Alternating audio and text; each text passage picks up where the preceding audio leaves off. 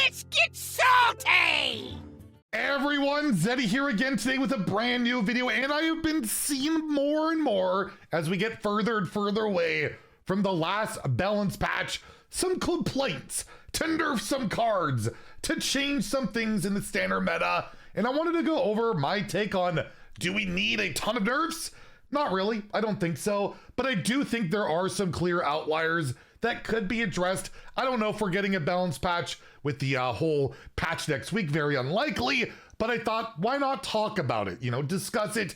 We're probably not getting nerfs until after the mini set, and depending on how that mini set lands and what cards are in it, it could change a whole lot of things, but overall, let's talk about what's bugging us, what's beating us, and can we nerf it? I don't know about that. Anyways, we'll talk about that. If you enjoy the content on the channel, feel like I've earned your subscription, please hit that sub button down below. Give the video a like as we're on a road to 100,000 subscribers where we will unlock that brand Bronzebeard cosplay. So hit that sub button, make me go Orion. So it's been like 3 weeks or so since the latest balance patch, which was a very large one, very successful one. If you look at the front page of the Hearthstone, front page of H's replay, you can see that win rates across like 9-1, still relatively even, with Warlock and Shaman down in the dumps. Although Warlock, one of the better decks at High Legend. So we'll take a look at the legend stuff, the meta right now as it stands. This is what I'm seeing when I play like High Legend. I've been like top 100 lately, and these two decks are the most popular I see by far. Shallow Dressel, Paladin, Protoss Rogue, or just any rogue deck in general. Like, it doesn't really matter because they all run a very similar package, one card of which I think is guaranteed to get nerfed. We'll talk about that. But yeah, that's kind of what I'm seeing. You got hand buff DK, Big Demon Hunter is the third. It's a lot of like Paladin, Rogue, and Demon Hunter at high legend.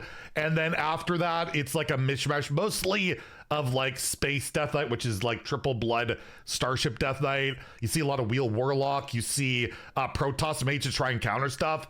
And yeah, you got the rogues, and the deck that will be the most contentious, that people I feel want nerfed the most, it's in the thumbnail, is Zerimi Priest with that Zeralax. I'm used to Ziliax getting nerfed, then I just put Zil in there. Neralax, right, being a standout. But as you can see, no deck is a clear outlier is the best. There's a lot of stuff going on. It's just mostly in the world of, yeah, we have a lot of Paladin, a lot of Rogue, and a pretty good amount of Demon Hunter, at least at High Legend. And then if you again look at Diamond through Legend, that's where it's still pretty similar, right? I did note the popularity though. Zerimi Priest, at least on H's replay, if you look here, is the most popular deck at particular at Diamond, right? Diamond, it's really popular, which is why I think a lot of people complain about it, because they're on their legend climb trying to get there, and they're facing a wall of Zerimi Priest. But you can see Paladin's way up there too, and then when you get to Legend, Paladin takes over as the most popular, with then Demon Hunter and the other stuff out there. And if we look at HS Guru, which is a different subset of stats, it paints a different picture if we're looking at popularity at Diamond through Legend. It actually shows Paladin is way more popular than Zerimi Priest, Diamond through Legend.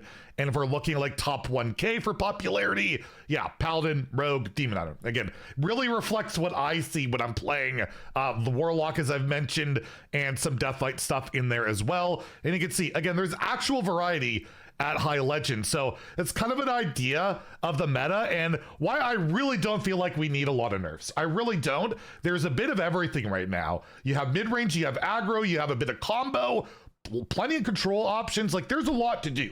And some of the play patterns really suck on some of them. And that's basically what I'm going to say. I feel like certain things should be dialed back that create really crappy play patterns. Although I think Drunk Paladin's really carried by crappy play patterns. So let's go into what if it was up to me, if it was up to Zeddy, who likes to nerf everything, what I would do. And I don't think I would do a ton. Again, decks are allowed to be good. It's just like, if it makes you want to uninstall, that's probably something you want to avoid. The first one for me is Shallow Dressel. This card, I feel like should stay at 7, if that makes sense. It could go to 8, but the way it works with Ursol, since they changed the interaction with the whole pirate, so the pirate wouldn't work, I just feel like it shouldn't be automatically corrupted by Ursol, because it doesn't make sense, right? It's a battle cry. It should cast the battle cry immediately. That's typically what it does, not you play the card, corrupt the thing, then cast the battle cry. It doesn't make a ton of sense, and I don't want to slap like once per game on Shala. I don't feel like putting it to 8 when it's seeing plenty of play in other decks should be a thing, but maybe it's too good to have a neutral sap in there. But I would just like some change in the interaction with Ursol. You could nerf Ursol to 7 mana if that makes sense, and do that too. But personally, I just feel like it should all stay worded the exact same, and Ursol shouldn't be able to create this like unlimited wall or amount of damage and removal that that combo can do. And yes, Nerlax, as I showed, it's not an outlier win rate wise. The only outlier is popularity and the way it feels when Nerlax comes down, cheats all those dragons out. I just reminded of, was it Jailer? Not Jailer, Thaddeus, right? Thaddeus, where it started off with the things, your odd cost or even cost cards cost 1. I just don't think that's a good mechanic in Hearthstone for the thing to say cost 1. It should just say cost less. Like your dragons cost 5 less, 6 less, something like that. You know, you could make it cheaper or something, not so that you could just play Briarthorn and just cheat it out. Like you could bump this to 8, 9 mana, slow it down a bit. I just really just don't like the design. It's the same with Murmur, which I'm not going to say should get nerfed, but the second that thing becomes playable again, it'll get nerfed because it's a horrible play pattern. It's not fun when your opponent cheats 20 billion mana in one turn and you can't interact with it. So yeah, I would change the Nerlax. So your dragons cost 5 less or something like that. So you could cheat out a bunch of cheap ones maybe. Hell, that could be a bit of a buff to get a lot of 0 mana stuff out there. I guess you probably want to stick to like 4 mana less so you can't like play Zarimi in the same turn for free. There is that, but overall, I just think the card, it'll probably go up in mana. I do expect it to get nerfed, but I just don't like the cost 1. It's a problem in WoW 2 with like Yesel, right? With the spells there where you do the Barnes Yesel or Aviana Yesel, and hell, Nerlax is popping up in WoW 2 in the Dragon Druid. I just think it's something that probably should get addressed, whether it's a power outlier or not. It's certainly a sentiment outlier, and that does matter. And again, for the same reason with Paladin being so dominant, Flickering Lightbot, this is an outlier in both Standard and Wild. 0 mana early cards are super frustrating, not fun and interactive, and these giants can come out in Standard, in Wild as early as like turns 3, 4, and 5, and I would likely make Flickerbot much more expensive, or I just wish it couldn't cost 0, right? Like, I don't know, it's just a constant thing. We just had Seaside Giant get nerfed for literally the exact same reason. Coming down pretty early, turns 4 and 5 for 0 mana, and just stealing games. And as you saw, Paladin, arguably the best deck in Standard, and a big part of it is Flickering Lightbot. You could also make the argument for Sea Shanty, although I find it takes a bit longer, is less egregious, I guess, but it's another one of those that costs 0. And I don't know, I just, you know me, I don't like 0 mana cards, and Flickering Lightbot, whether you would rework it or make it just more expensive and harder to play early, I guess, but like making this 5 mana even, you play 5 holy spells, then it's 0, and this is still the same discount later, right? I don't know what you could do, but I just think it's fundamentally flawed, and it's really showing up in both Standard and Wild as something that's really, really hard to manage. And the only other card that I would absolutely nerf, like these are the only cards that are like 100% on my nerf list, is another card that creates just early blowouts that aren't fun at all, is Harbinger of the Blighted. It's free with Shadow Step, so yep, it's kind of broken. You coin this, you step it, you play it, you step it, you win the game, unless you Doomsayered, right? Like I also like Warshak tweet multiple times on it. I know Clark has tweeted about, like, the high rolls are stupid. And I said when I reviewed this card, I loathe the design because it's broken early and pretty useless later. Like by the times it's like turns 5, 6, and 7, you don't even want to waste your time with this card. It's just one of those pure scam cards, literally designed to be broken, with my favorite card in Shadow Step. And just, yeah, I just wish Shadow Step was still not in core, and not everything was like always around it, but it is. And yeah, just losing the game on turns 1 and 2 because Harbinger came down for free with Shadow Step multiple times isn't fun. What will happen? It'll go to 3. Like, I'll be shocked if this doesn't get nerfed to 3. It's a clear outlier statistically, and then it's not free with Shadow Step, right? I just, like, what else is this card gonna do? When I reviewed it, I said the same thing, and yeah, it's not a huge surprise. I think it's perfectly fine with like prep and the web spell, because yeah, you do it, it's pretty powerful, but you can only do it once that turn on turn 1 or 2. Like, that's fine, but yeah, the Shadow Step part makes it way too easy. It's absurd, so yeah, probably make it 3. I mean, I'd love to rotate Shadow Step, but they literally designed an entire set, this expansion around it, so that is not going to happen.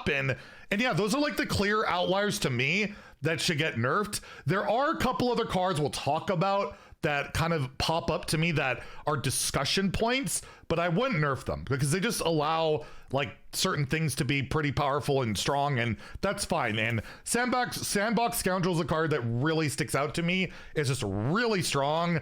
Being able to play like Ashamain on turn 6, if you Shadow Step your Scoundrel is insane, or Ziliax, and then that Corrupt Shala and stuff. Like, it's a really strong card.